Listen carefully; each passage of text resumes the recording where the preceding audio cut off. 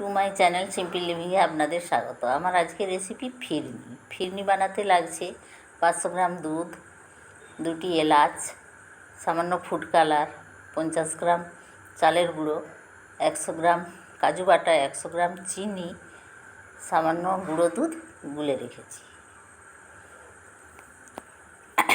কড়াইয়ে দুধটি ঢেলে আমি ঘন করতে থাকলাম। তাতে 2টি এলাচ দিয়ে দিলাম, ফুড কালার দিলাম, চালের গুঁড়ো দিলাম, কাজু বাটা দিলাম, গুঁড়ো দুধটি গুলে রাখা গুঁড়ো দুধটি দিলাম, চিনি দিলাম, দিয়ে বেশ ঘন হয়ে এলে নামিয়ে নিলাম। নামিয়ে তার উপর একটি করে চেরি দিয়ে দিলাম। হয়ে গেল সুন্দর রেসিপি ফিরনি।